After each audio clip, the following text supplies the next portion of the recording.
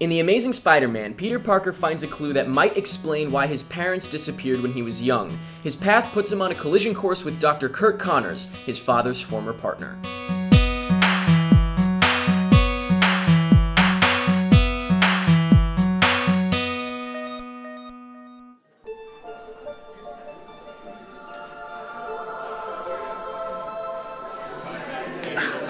Finally about to see The Amazing Spider-Man. As you can see, it has been 2.5 years in the making, so let's take a look back from my very first update about The Amazing Spider-Man. Hey guys, what's up? I've got huge, monumental, huge Spider-Man news for you. Today at a meeting, it seems that Sony has decided to completely reboot the Spider-Man franchise with a new director, new cast, everything. Mark Webb is officially directing Spider-Man, the reboot, so that's very exciting news. The person playing Peter Parker / Spider-Man is Andrew Garfield. He is a fantastic actor in this. Again, this is all I know him from. That's him right there. The first photo has been released of Andrew Garfield in the Spider-Man costume. I can't believe it.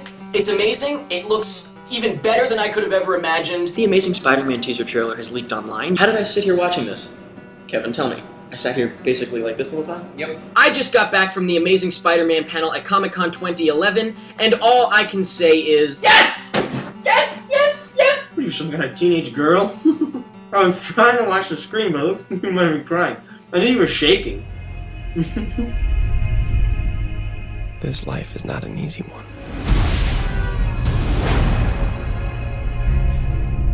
I've made enemies. Powerful enemies. I've put those I love in danger. But the one thing that has haunted me my entire life is finding the truth about my parents. It should come as no surprise to anyone that I was extremely excited for The Amazing Spider-Man, and I'm sure you were too. Yeah. And I'm sure everybody was. I mean, it's Spider-Man. Everybody loves Spider-Man. If you don't like Spider-Man, you're a terrorist. You are. But it unfortunately had a lot of things going against it. Yeah. One being the fact that it is a reboot, and we've seen the origin story before in Sam Raimi's trilogy back in 2001, 2002, whatever it was. And even then, we know the origin story of Spider-Man. He gets bit by a spider. And there you go.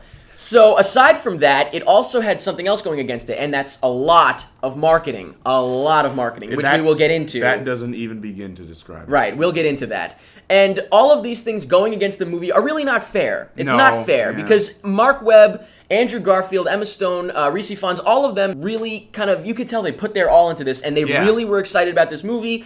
And so, it's a little hard to explain, but the movie is really good. My enjoyment, I just liked it. Yeah, I'd say that's a pretty reasonable answer to that. Now, I know what you're thinking. What kind of world is this? Eric, he didn't love The Amazing Spider-Man. What is this? He must want to just shoot himself in the face. Santa Claus isn't real. Now, don't get your pants in a bunch. Don't get your trousers in a bind. Not yet, at least, because I have to explain to you how I feel about this movie. Like I just said, I can acknowledge, I can take myself out of myself. There's a lot of explanation that needs to go into this. And I can see that the movie, even though I only liked it for various reasons, which I will get into, it is really good. Like, they did a really good job with this movie. Yeah, they did, but like you said, I mean, like, it's good, but it's so overshadowed by what marketing did. It's like... the way I put it was that marketing literally waited until The Amazing Spider-Man went to sleep, right? Everybody's partying in another room. Nice little spider nap. The Amazing Spider-Man takes a little nap, right? Because it's only a baby, brand new. And the Sony marketing sneaks into the room, creeps into the room with a pillow. Oh no! And just smothers it, smothers the movie, smothers it, smothers the movie, smothers it. If you can kind of get what I'm saying by that, like if you understand what I'm explaining, I guess in like a weird way, that's what happened. It's like the movie was perfectly fine on its own, and then marketing came in, and marketing did actually take over in the middle of the movie too, with all the product placement crap. Well, they wanted this to be the new Spider-Man, like but Sony needed to step away. Honestly, like what happens is they hire these great actors, this great director.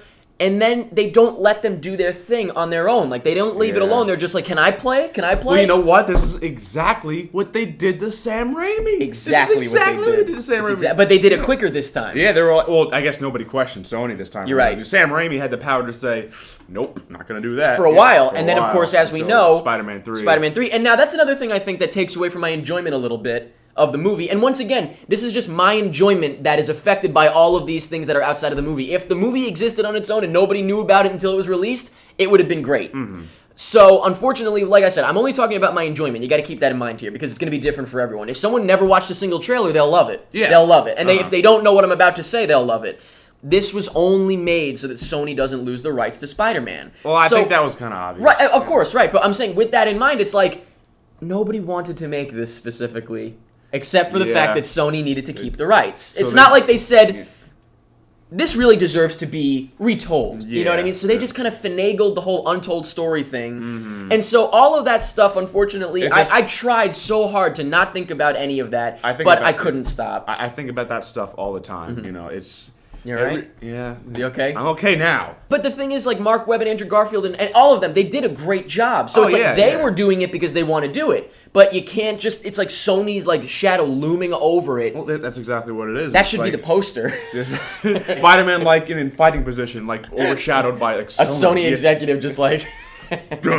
Also, another problem is that there was so much shown in these trailers. Once again, all the Sony marketing stuff. This is, like, disgusting. This is honestly disgusting. They showed so much stuff in the trailers that at no point in the movie was I wondering what was going to happen next. I would say there was maybe, like, 2 scenes where there was a little bit of, like, what's going to happen. Like, the school scene, I hadn't seen much of that in the trailer, so I was like, ooh, what's going to happen now? And then there was, like, one other scene...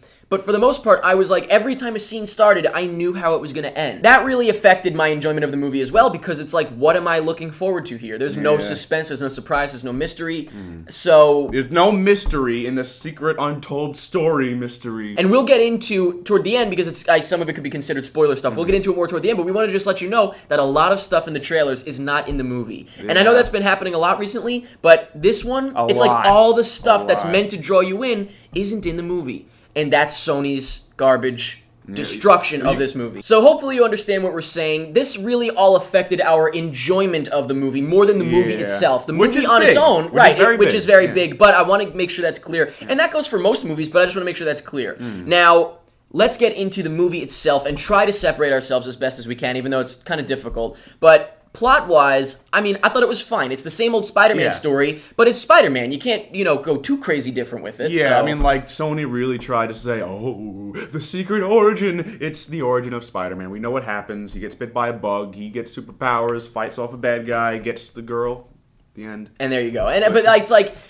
Everybody knows that that's going to happen. Everybody knows that, so it's kind of okay. Right. However, there is obviously a level to the movie that's different, which is everything with the lizard, just that concept that we haven't seen before of him, trying to hit the city and all that stuff and whatever and, do bad lizard things. But that story, what did you think of that?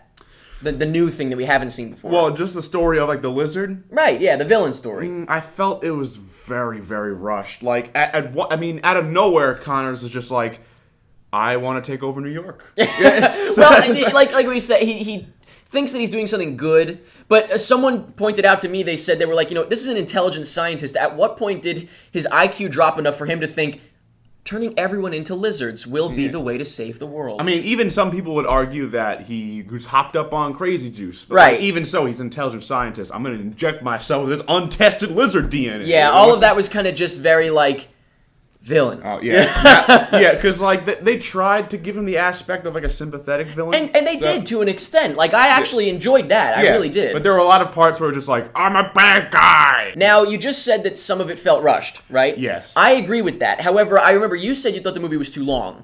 Yes, that's another, I'd say probably one of the bigger problems I had. I felt like you could probably have taken out a good 30 minutes. Okay. There's a lot of stuff that happened in this movie that went nowhere. Like That's true. Well, we can't talk about it yet, but we'll talk about it in the spoiler section. There are at least 2 plot lines in the movie that literally go nowhere. Dropped. However, I'll tell you what I think happened. I think a lot of it has to do with editing. Yes. And I was thinking about it, and I think...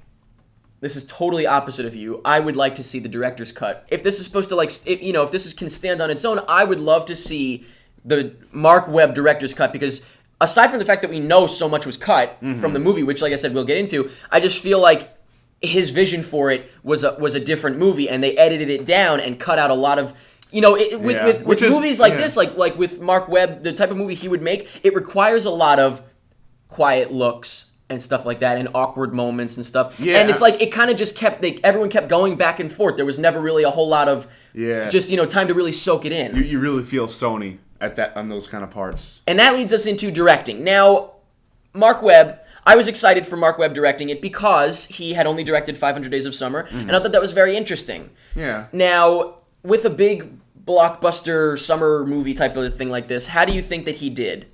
Well, the acting was good. Yeah, it was really good, actually. All of the parts that we expected Mark Webb to excel at, he did. Yeah, so, I mean, the interactions were good. All that stuff. The action scenes were unfortunately a little too cartoony and video gamey. Okay, because of the lizard, right? I mean, but, like, we talked about this last night. It was a quality over quantity thing. Like, there was one scene where Spider-Man is actually swinging, and it looks great. And it's a human. It's a real guy. It looks fantastic. He's jumping on the car. I'm like, oh, that's real. I can tell that's real. That takes a lot of work to actually have a real guy do that. So they might have had to just say, we'll have a couple of great scenes with real guys. And the rest will just do computers. Right. But you can tell it's like, oh, look, I'd rather just be playing a video game. Because it's like when Spider-Man is fighting the lizard, like in really high, intense action, when it's like Spider-Man flipping around and everything, you can tell that it's all completely fake. And I mean, like, Spider-Man, a human couldn't move as fast as Spider-Man can. So that works to some extent. Yeah. But it's like also, you're not worrying about it or anything because it's not real. It's like, I don't really care. I will say that there were some cool scenes and stuff like that. And I really like the POV stuff. That was interesting.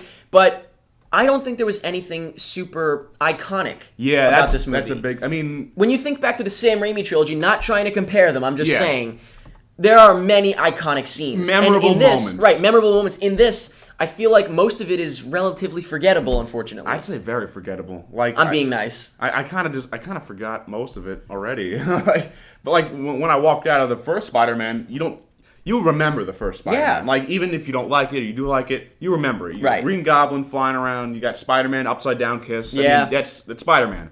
This was just like a movie, you know? I mean, like, there was nothing spectacular about it. I mean, which is not bad. You know, like you said, it was very unfair. I had a lot of stuff going against it. None of this is the movie's fault. Yeah, for the most part. You got to remember, it is Spider-Man, so you got to live up to a certain, Right, standard. Yeah, standards.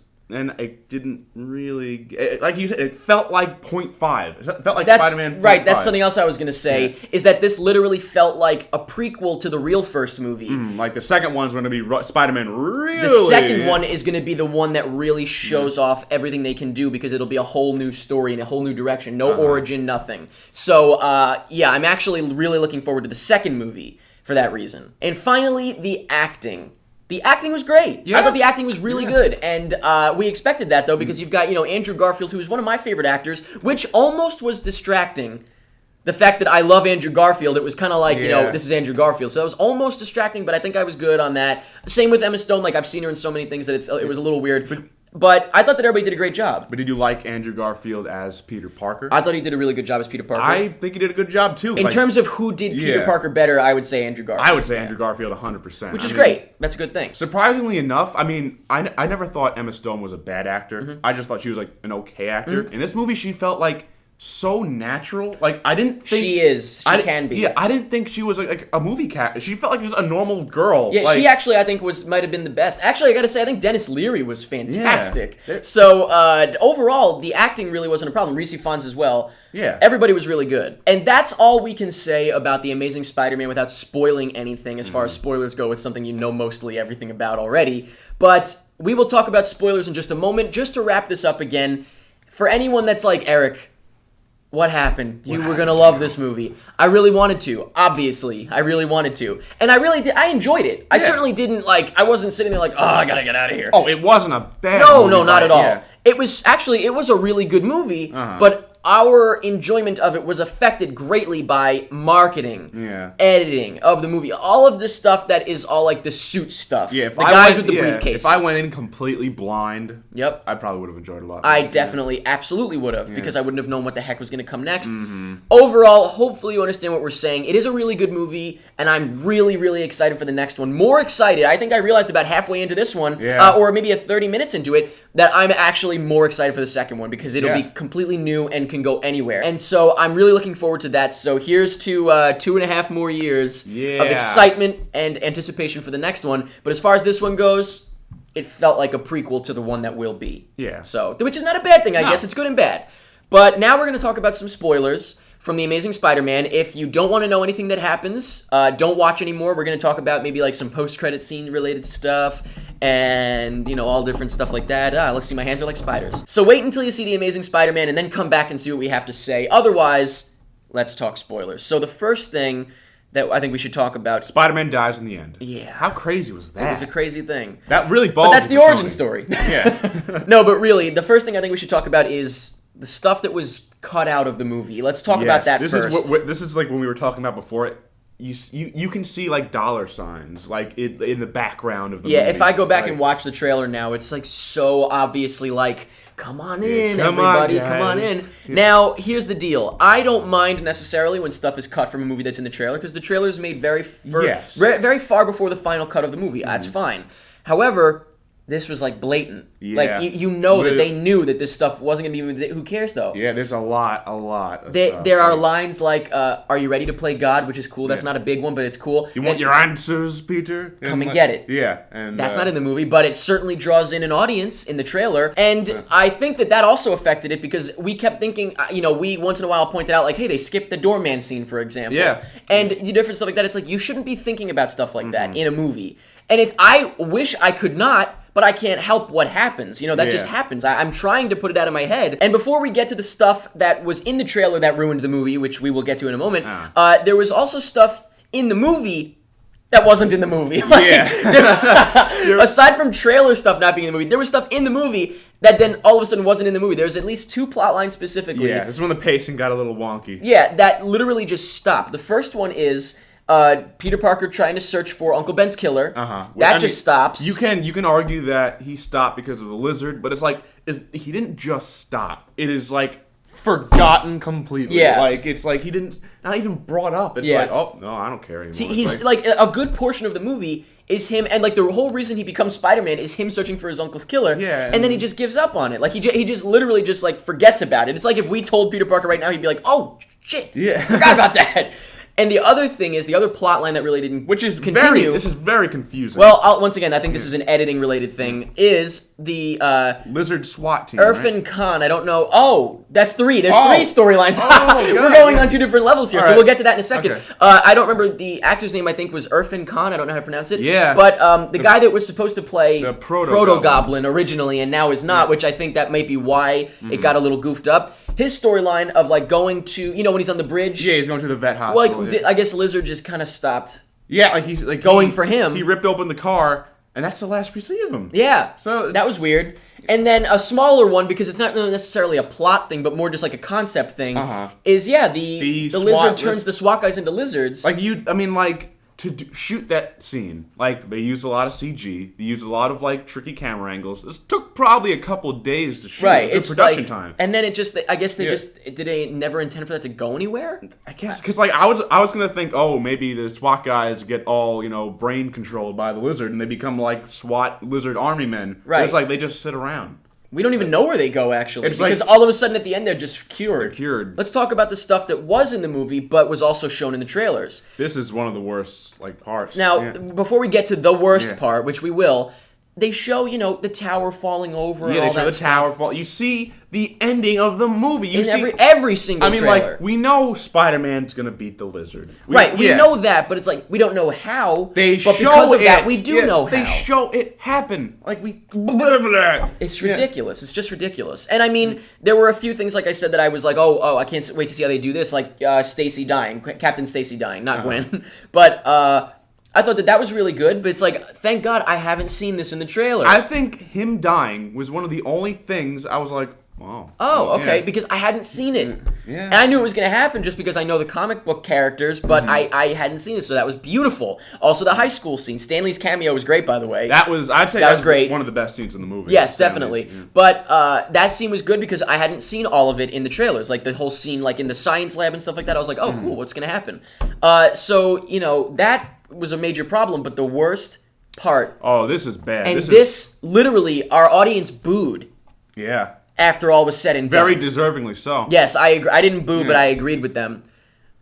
The after credit scene, the post credit scene, whatever you want to call it, like it's the mid credit scene. There is no after credit scene. That's why everybody booed because we were totally let down. Yeah. But the post credit scene, it's like they're trying to do like an epic thing that like all of the Marvel movies do. Something's coming up. Yeah. Who's it gonna be? And they show a scene. Show it in the trailer. That's in the trailer. They ruin it. They haven't. I mean, Not only is is the visual in the trailer, but the line is in the trailer. Did you tell the boy about his father? It's in the trailer. And that's it. That's literally the only thing that happens That's in the the scene. scene. But like, and that's really shitty. But like, if I hadn't seen that, I would have been like, well, that's kind of cool. Who is that? Norman Osborn. And there's a lot of people that are thinking, who was that? Do you think it was Norman Osborn? And I'm like, there's no think, it is. Yeah. It definitely is Norman Osborn. Like, they talked about it in the movie and everything. Someone was like, I think it's Mysterio, and I'm like, shut your mouth. Just shut your mouth. That may not ever come to fruition. Regardless, it had to be Norman Osborn. I know Mark Webb doesn't do the marketing, but he should have said, hey, Sony, Yeah. stop. That's my What are you doing? You're having your way with my child. If I had a penny for every time I heard that. Right. Overall, the stuff that was shown in all the trailers and stuff, it really did kill the movie. The marketing, yeah. like I said, they really tried to smother this baby in its crib. This is literally the This is the epitome. This is the breakdown of the Spider-Man movies. That the marketing completely just. That's it. Now, we can hope that this won't affect the next one as much because we don't know everything, and so even seeing all the stuff, like, we can assume it's going to be the Green Goblin, I guess. Or Yeah. I don't know if they'll do the Green Goblin yet, though, because I'm sure they want to hold on. Well, we won't talk about spoilers for future characters and stuff, just in case you don't know. But anybody that knows where I was going with that knows where I was going with that. But I'm really excited for the next one, based on all of this stuff that was bogging down this one. It really wasn't fair. It wasn't fair, and I feel bad. I enjoyed it. It was a really good movie. They did a really good job with it. I liked it. And that's all I can say about The Amazing Spider-Man. I'm really excited for the next one. Probably same feelings for me. High five. So let us know in the comments what you thought of The Amazing Spider-Man. Do you agree or disagree on any of our points on the marketing and stuff like that? That the marketing really, it's almost like they tried to kill the movie.